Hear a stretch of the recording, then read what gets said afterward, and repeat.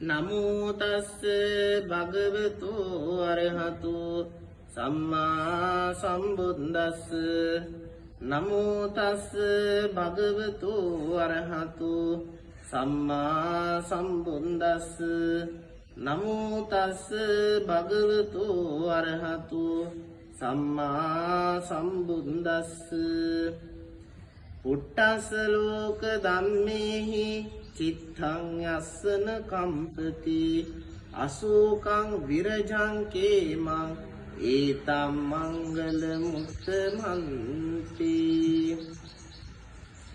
கருணை உள்ள அறிவு உள்ள புண்ணியவான்களே, எங்களுடைய புத்த பெருமான் உலகில் வாழும் மனிதர்கள் அனைவரும் கண்டிப்பாக எதிர்கொள்ள வேண்டிய 8 விடயங்கள் பற்றி கூறியிருக்கிறார்.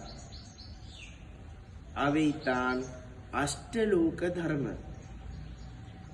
லாபம் நஷ்டம், கீர்த்தி அபகீர்த்தி, சுகம் துக்கம், பாராட்டு நிந்தனை, இந்த 8க்கும் நாங்கள் எல்லோரும் முகம் கொடுக்க வேண்டும். இந்த 8 தர்மங்களும் சக்கரம் போல உலகில் சுழல்கின்றன.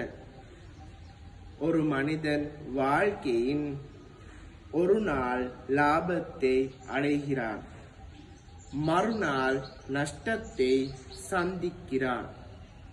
ஒரு நாள் புகழ் பெறுகிறான், மறுநாள் பழுக்கு ஆளாகிறான் என்று புத்தர் சொல்லி இருக்கிறார். இவை உலக இயல்புகள். அறிவு உள்ளவர் இவற்றால் கலங்க மாட்டான். அறிவு இல்லாதவன் லாபத்தில் மகிழ்ச்சி அடைகிறான், நஷ்டத்தில் சோகத்தில் மூழ்கிறான். புகழ் வந்தால் அகங்காரம் சொல்கிறான், பழி வந்தால் சோகம் அடைகிறான். இதனால் மனம் கலங்குகிறது, துக்கம் பெறுகிறது. புத்த தர்மம் நமக்கு கற்பிப்பது என்னவென்றால், இவை அனைத்துக்கும் நிலையற்றவை. இவை அனைத்தும் தற்காலிகமானவை. புண்ணியவான்களே, லாபம் நிரந்தரம் அல்ல, புகழ் நிரந்தரம் அல்ல, சுகம் நிரந்தரம் அல்ல. புண்ணியவான்களே, நினைத்து பாருங்கள். அவற்றை பற்றி கொண்டால் துக்கமாக ஏற்படும். புண்ணியவான்களே, எங்களுடைய புத்த பெருமான் போதித்த சிறந்த மனநிலை உபேக்கா, அதாவது லாபத்திலும் நஷ்டத்திலும் சமமாக இருப்பது, புகழிலும் பழிகளும் சமமாக இருப்பது, கீர்த்திலும் அபகீர்த்திலும் சமமாக இருப்பது. இது ஒரு ஞானை அடையலாம். நடைமுறை வாழ்க்கையை நாம் நினைவுகளில் கொள்ள வேண்டும். இது உலக தர்மம். இது நிரந்தரம் அல்ல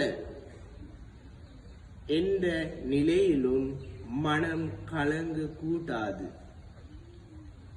இவ்வாறு இருந்தால் மனம் அமைதியாகும், புத்தி தெளிவடையும், நிப்பானத்திற்கான பாதை திறக்கும். மும்மணிகள் துணை. නමෝ තස්ස භගවතෝ අරහතෝ සම්මා සම්බුද්දස්ස යාදිසං වපතේ බීජං තාදිසං හරතේ පලං கல்யாணகாரி கல்யாணம் பாபகாரி பாபகம். புண்ணியவான்களே,